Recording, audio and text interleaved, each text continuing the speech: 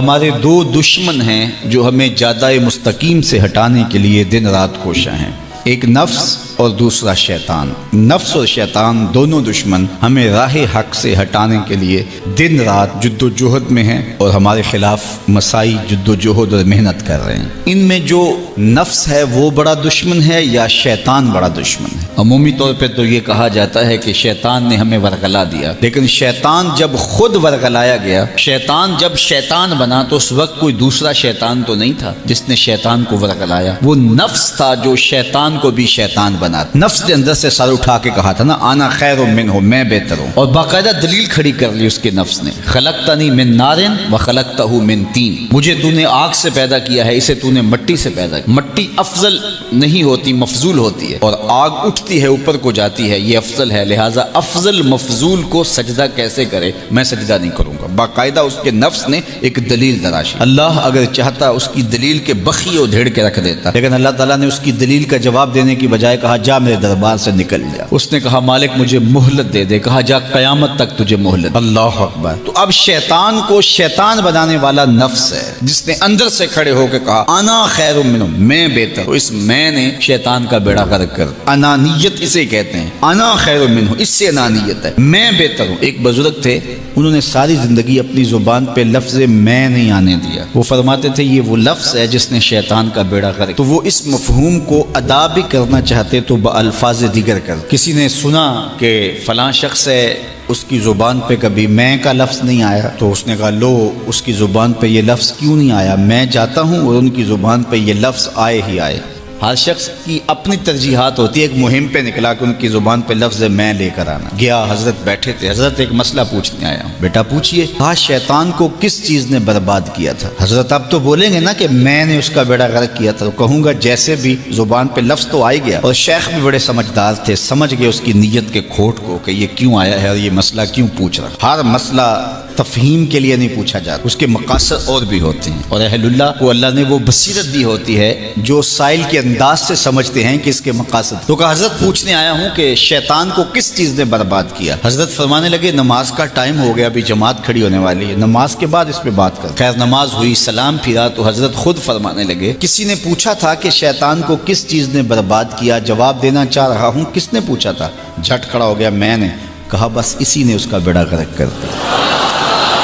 تو انانیت میں جو ہے یہ شیطان کو شیطان بنانے والی، نفس جس نے اندر سے سر اٹھایا اور کہا انا خیر منہ، میں بہتر ہوں، تو یہ شیطان کو شیطان بنانے والا نفس ہے۔ تو نفس شیطان سے بھی بڑا دشمن۔ اب ہمارے ساتھ دو بڑے دشمن لگے ہوئے، ایک شیطان اور دوسرا نفس، اور دونوں ہمارے باطن کو اجاڑنے کے لیے، ہمارے من کو بے چراغ کرنے کے لیے، ہمارے اندر کی روشنیاں بجھانے کے لیے دن رات کوشاں۔ ایک تنہا ناتواں اکیلی جان، دو دشمنوں کے نرغے میں، اور دونوں دشمن بڑے تگڑے اور بہت طاقتور، اور ہر وقت ہمارے اوپر حملہ آور۔ الشیطان جاسم علی قلب ابن آدم فاذا ذکر اللہ خنس واذا غفل وسوس۔ حضرت نبی رحمت صلی اللہ علیہ وآلہ وسلم نے ارشاد فرمایا شیطان اولاد آدم کے دل پہ قبضہ جماتا ہے، اور جب بندہ غافل ہوتا ہے تو یہ وسوسے ڈالتا ہے، اور جب بندہ اللہ کا ذکر کرتا ہے تو یہ بھاگ جاتا ہے۔ تو شیطان وسوسہ اندازی کرتا ہے، باطن کو اجاڑتا ہے، من کو لوٹتا ہے۔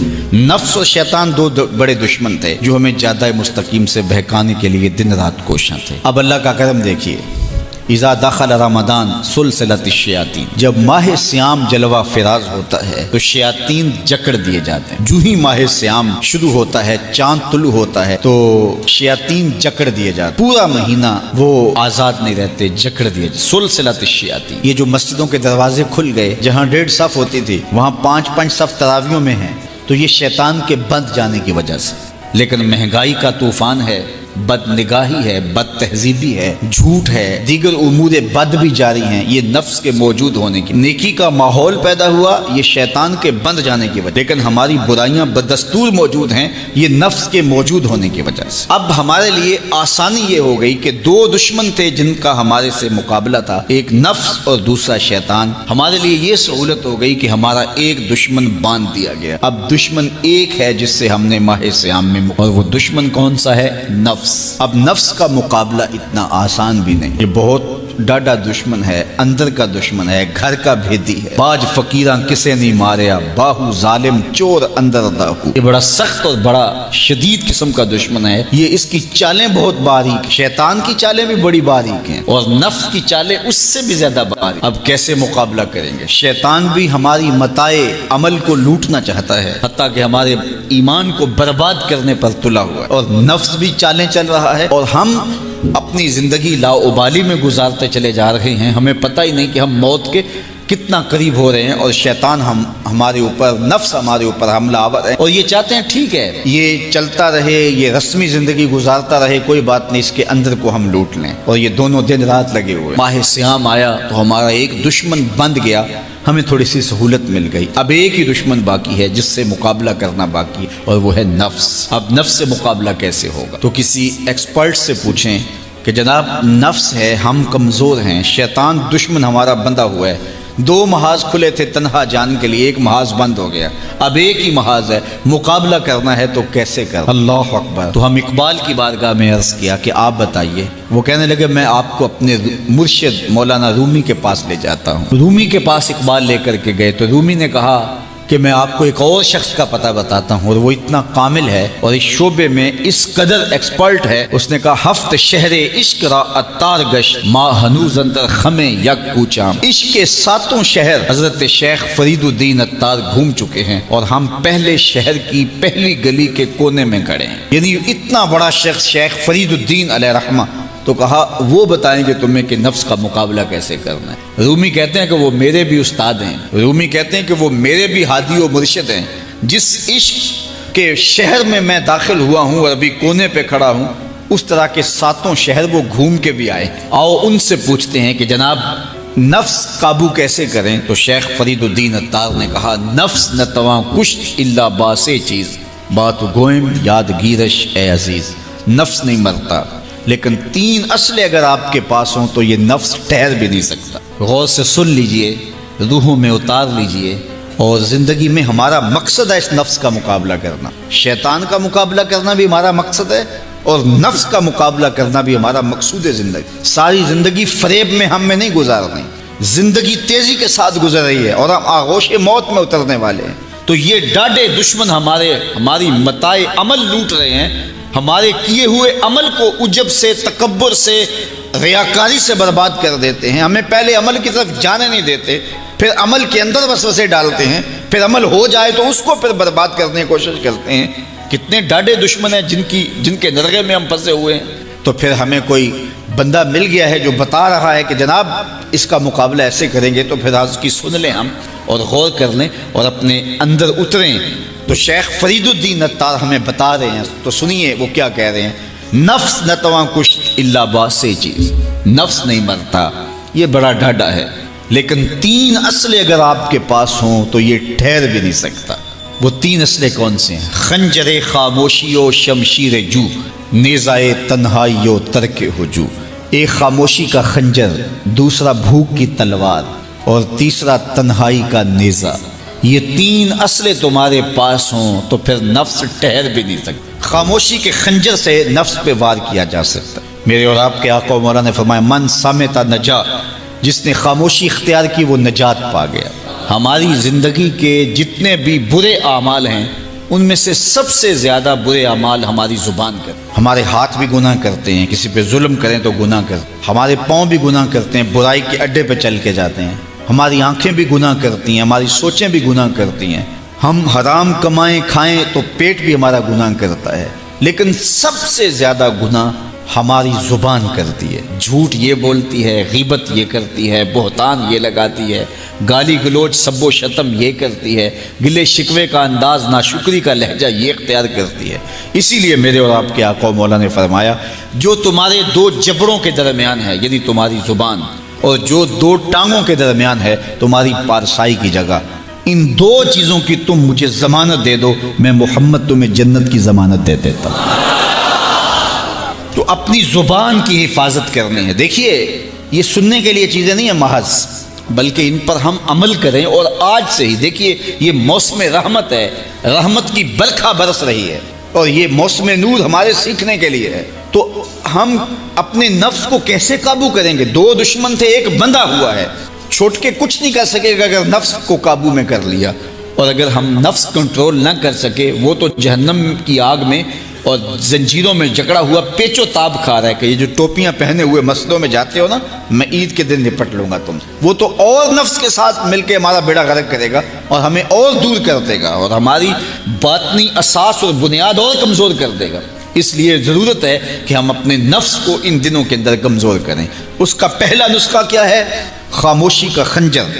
آپ جب خاموشی اختیار کریں گے، زبان کو صرف ضرورت کے لیے استعمال کریں گے، تو پھر نتیجہ کیا ہوگا کہ آپ کے گناہ بہت کم ہوں گے، جھوٹ کم ہوگا، غیبت نہیں ہوگی، بہتان تراشی نہیں ہوگی، دیگر اعمال جو زبان کے ذریعے سے صادر ہوتے ہیں اور ہم گناہوں میں اضافہ کرتے چلے جاتے ہیں، تو زبان کو اگر کنٹرول میں کر لیں گے، اللہ اکبر۔ حضور علیہ الصلوۃ والسلام نے زبان کے کنٹرول کرنے کی تلقین کی، اور یہ بغیر ہڈی کے گوشت ہے، اس کو سنبھال لیا جائے۔ 32 دانتوں میں جکڑ کے رکھی گئی زبان، لیکن یہ پھر بھی قابو میں نہیں رہی۔ اس کو کنٹرول میں کر لو، اس کو قابو میں کر لو۔ ایک روایت میں آتا ہے جب صبح ہوتی ہے تو سارے اعضائے بدنیاں زبان کے آگے ہاتھ جوڑتے ہیں کہ بی بی تو نہ کچھ کرنا، تیری وجہ سے ہم سزائیں کاٹیں گے اور اذیتیں پائیں گے۔ تو زبان کو قابو میں کرنا، اور اس کا علاج کیا ہے؟ خاموشی۔ من صمت نجا، جو خاموش ہوا وہ نجات پا گیا۔ خنجر خاموشی، خاموشی کا خنجر ہو تو نفس کے لیے بہت بڑا بار ہے۔ دوسری بات، شمشیر جو، بھوک کی تلوار۔ بھوک کے ذریعے نفس کشی ہوتی ہے، نفس کا مقابلہ بھوک سے ہم کر سکتے ہیں، چونکہ جب بھوک ہوگی تو اس وقت بہت ساری خواہشات جو ہیں وہ دم توڑ جائیں گے۔ اللہ کے محبوب علیہ السلام کا ایک فرمان سنیے، بالخصوص نوجوانوں کے نام: یا معاشر الشباب من استطاع منکم الباء فلیتزوج فإنه اغض للبصر واحسن للفرج فمن لم يستطع فعليه بالصوم فإنه له وجاء۔ فرمایا اے جوانوں کے گروہ، تم میں سے جو نکاح کرنے کی طاقت رکھتا ہے وہ دیر نہ کرے، جلدی نکاح کر لے، کیوں کہ نکاح نگاہ اور پارسائی کی جگہ کا محافظ ہے، تمہاری نظر کو بھی محفوظ کرے گا اور تمہاری پارسائی، تمہاری عصمت کے جوہر کو بھی محفوظ کرے۔ تو اگر کسی کے پاس استطاعت ہے تو وہ نکاح کرنے میں دیر نہ کرے۔ فَإِن لَمْ يَسْتَطِعْ، اور اگر کوئی طاقت نہیں رکھتا، اس کے حالات ایسے نہیں ہیں کہ وہ نکاح کر پائے، فَعَلَيْهِ بِالصَّوْمِ، تو فرمایا وہ کثرت کے ساتھ روزے رکھے۔ فَإِنَّهُ لَهُ وِجَاءٌ، روزے اس کے لیے قاطع شہوات ہیں اور اس کی مشکلیں آسان کرنے والے ہیں۔ تو نوجوانوں کو اگر استطاعت نصیب ہو جائے تو وہ شرم نہ کریں، وہ نکاح کی طرف بڑھیں تاکہ ان کی عصمت کے جوہر کی حفاظت ہو سکے۔ لیکن کسی وجہ سے نکاح میں تاخیر ہے تو پھر وہ کثرت کے ساتھ روزے رکھیں۔ روزوں کی کثرت گناہ سے، شہوات سے، برائی سے، گناہوں سے انسان کو بچاتی ہے۔ تو کثرت کے ساتھ روزے رکھے جائیں تو روزہ بھوک جو ہے وہ نفس کشی کا ایک مؤثر ترین علاج ہے، اور یہ میرے اور آپ کے آقا و مولا نے بیان فرمایا۔ تو بھوک کی تلوار جو ہے یہ نفس کشی کا ایک مؤثر ذریعہ ہے، اور نفس کا سر کاٹنے کے لیے بھوک کی تلوار ہمیں ہر وقت حمائل کیے رکھنی چاہیے اور ہر وقت اپنے ساتھ لٹکا کے رکھنا چاہیے۔ کثرت کے ساتھ ہمیں روزے رکھنے چاہیے۔ تیسری بات فرمایا نیزہ تنہائی، تنہائی کا نیزہ۔ جب آپ عمومی طور پہ مجلسی زندگی میں ہوں گے تو بہت ساری خطائیں اور بہت سارے گناہ مجلسی زندگی میں آپ سے سرزد ہوں، تو جب آپ تنہائی اختیار کر لیں گے تو بہت سارے گناہوں سے بچ جائیں گے۔ حضرت شاہ نقشبند بخاری علیہ رحمہ فرماتے ہیں کہ فقیر کے لیے سب سے بہتر جگہ اللہ کا گھر مسجد ہے، یا پھر کامل شیخ کی صحبت ہے، یا پھر تنہائی ہے۔ چوتھی جگہ سوائے ہلاکت کے اور کچھ نہیں۔ العافیت فی العزلہ، عزلت میں، تنہائی میں عافیت رکھی گئی ہے۔ اس لیے اپنے آپ کو ایسے ہجوم میں، ایسی جگہوں پہ لے جانے سے روکیں، اپنے آپ پر ضبط کریں جہاں نظر پاک نہیں رہتی، جہاں خیال کی پاکیزگی کا سامان نہیں رہتا، اور جہاں آپ کی جو ہے وہ آپ کی زبان محفوظ نہیں رہتی۔ دوستوں کے ساتھ بیٹھیے، آپ عزیزوں رشتہ داروں کے پاس جائیے، ضرور ملاقات کیجیے، لیکن اس کا ایک اعتدال ہونا چاہیے۔ اگر آپ سمجھتے ہیں کہ کسی جگہ جاتے ہوئے، کسی جگہ پہنچ کر آپ کی نظر میں پاکیزگی نہیں رہے گی، خیالات میں گندگیاں گردش کرنے لگ جائیں گی، سوچوں میں آوارگی آنے لگ جائے گی، تو وہ شادی کی تقریب ہو یا کوئی اور تقریب ہو، وہاں جانے سے اپنے آپ کو روکیں، کیونکہ وہاں جا کے آپ اپنا کوئی فائدہ نہیں کر رہے، اپنا نقصان کرنے جا رہے ہیں۔ تو جہاں آپ کو یقین ہو کہ آپ وہاں اپنے آپ کو بچا نہیں پائیں گے، اپنی حفاظت نہیں کر پائیں گے، تو وہاں سے تنہائی بہتر ہے، وہاں سے عزلت بہتر ہے۔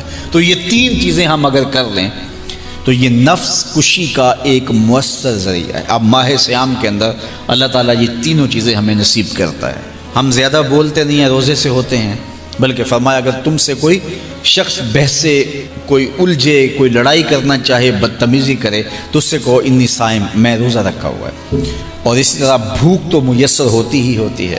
اور تیسری بات کہ عزلت بھی میسر ہو جاتی ہے، اس میں آپ ذکر کے لیے، فکر کے لیے، روزے میں آپ تلاوت کلام مجید کے لیے تنہائی اختیار کرتے ہیں۔ تو گویا روزہ ایک ایسی تربیتی ورکشاپ ہے کہ جس کے ذریعے سے آپ کے نفس کی تہذیب ہو جاتی ہے۔ جب نفس قابو میں آ گیا، نفس کنٹرول میں آ گیا، نفس کو آپ نے کمزور کر لیا، تو شیطان چھٹ کے بھی کچھ نہیں کر سکے گا، کیونکہ شیطان ہمارے اوپر حملہ کرتا ہے نفس کے ذریعے۔ باہر کا دشمن ہے اور نفس اندر کا دشمن ہے۔ ہمارے دیہاتوں میں چوری ہو جائے نا تو بوڑھے بزرگ مل کے بیٹھ جاتے ہیں کہ بتاؤ چوری کیسے ہوئی، تو ایک نقطے پہ سارے متفق ہوتے، اور وہ نقطہ یہ ہوتا ہے کہ کوئی اندر کا بھیدی ضرور ہے۔ جب تک کوئی اندر کا بندہ نہیں تو باہر سے کوئی آ کے از خود چوری نہیں کر سکتا، تو کوئی اندر کا بندہ ضرور موجود۔ نفس اندر کا بھیدی ہے اور شیطان باہر سے آ کر حملہ آور ہونے، اس لیے شیطان کو اندر آنے کا موقع نفس دیتا ہے۔ نفس کو ہی کمزور کر لیجئے، وہ آپ کا ساتھی بن جائے، نفس امارہ، نفس مطمئنہ بن جائے، اور وہ نفس جو برائی کا حکم دیتا ہے وہ نفس امارہ کہلاتا ہے۔ اور جب وہ کثرت ذکر سے، عبادت سے نفس مطمئنہ بن جاتا ہے تو پھر وہ شیطان کے لیے رکاوٹ کا ذریعہ بن جاتا ہے اور آپ کی زندگی محفوظ ہو جاتی ہے۔ اور یہ ہمارا کام ہے، یہ ہمارے کرنے کا وظیفہ ہے۔ دیکھیے حضرت انسان کو اللہ نے اختیار دیا، زندگی دی، فہم دیا، ادراک دیا، گناہ کی قوتیں اور نیکی قوتیں ساری اس کے ساتھ لگی ہوئی ہیں۔ اس نے صرف ایک لا ابالی شخص کی طرح زندگی نہیں گزارنی کہ جو سامنے آ گیا کھا لیا اور جو زبان پہ آ گیا بول دی، ایسا نہیں ہے۔ یہ تو انسان ہے، اس کو تو اپنی زندگی کی راہیں خود متعین کرنی ہے کہ میری دنیا آخرت کے لیے نفع بخش کیا چیز ہے اور نقصان دہ کیا چیز ہے۔ انا ہدیناہ السبیل اما شاکرا و اما کفورا، کہ ہم نے اس کو دونوں راہیں دکھا دی، وہدیناہ النجدین، اس کو پتہ ہے یہ اچھائی ہے یہ برائی ہے، اس نے اس سے اجالنا ہے اپنے اندر کو اور اپنے باطن کو سنوارنا ہے۔ تو ماہ صیام ہمارے لیے موسم رحمت اور موسم نور ہے، جو ہمارے اندر کی روشنی کا سبب اور ذریعہ ہے۔ تو آئیے یہ موسم اللہ نے ہمیں نصیب کیا، قرآن مجید کی کثرت سے تلاوت کریں، نفس کمزور ہوگا، تنہائی اختیار کریں، نفس کمزور ہوگا، اپنی زبان پہ قابو کر لیں، نفس کمزور ہوگا، بھوک تو ہم روزے کی وجہ سے کاٹتے ہی کاٹتے، نفس کمزور ہوگا۔ اب شیطان چھٹ کر بھی عید کے دن ہمارا کچھ بگاڑ نہیں سکے گا اگر ہم نے اپنے نفس پہ قابو پا لیا، اور اگر نفس پہ قابو نہ پا سکے تو شیطان تو پھر پیچ و تاب کھا رہا ہے، اور وہ ہمارے اوپر پھر اور زور و شور کے ساتھ حملہ ہوگا اور ہماری متاع عمل کو لوٹ لے گا۔ تو پھر کیا فائدہ ہوا کہ سارے مہینے کی محنت کی، عید کے دن، عید سے 4-5 دن بعد ہم نے لٹا دی، تو فائدہ کیا ہوا؟ اللہ نے اس عورت کی مثال بیان کی ہے قرآن میں جس کا توازن ذہنی ٹھیک نہیں تھا، اور وہ سارا دن سود کاٹتی رہتی تھی اور شام کو اپنے ہاتھوں سے توڑ دیتی تھی۔ تو کہا کہیں ایسا نہ کرنا کہ تم بھی اس عورت کی طرح ہو جاؤ کہ اپنے ہاتھ سے کاتا ہوا سود اپنے ہاتھوں سے ہی توڑ دو۔ پورا مہینہ بھوک کاٹی، پیاس کاٹی، تکلیفیں گوارا کی، اور شام کو جو ہے وہ اپنے ہاتھ سے وہ سود کاٹنے والی خاتون سود توڑ دیتی ہے۔ تو کہیں ہم بھی ایسے نہ ہو جائیں کہ مہینے کی محنت ہر سال عید یا عید کے چند دن بعد برباد کر لیں، پھر اگلے سال مہینے کی محنت کریں، پھر عید کو برباد کر دیں، تو کیا فائدہ ہوا؟ تو ہم نے جو نعمت سمیٹی ہے، جو چیز دی ہے، جو چیز حاصل کی ہے، اس کو جذب کر لیں روح کے اندر، اس کو اپنے من کے اندر اتار لیں۔ اہل ایمان کو ایک دعا تلقین کی گئی ہے، وہ کیا دعا کرتے ہیں؟ ربنا لا تزغ قلوبنا بعد اذ ہدیتنا، اے اللہ ہدایت کے بعد ہمارے دل کو پھر دوبارہ ٹیڑھا نہ کر دینا۔ اگر ہدایت دی ہے تو وہ نصیب ہی رہے، وہ من میں جذب ہو جائے، وہ روح میں اتر جائے۔ تو میں اور آپ اپنی زندگی کو اللہ اور اس کے رسول کے نام پہ لگایا ہے، تو پھر اپنی ساری زندگی کو اللہ اور اس کے رسول کے نام پہ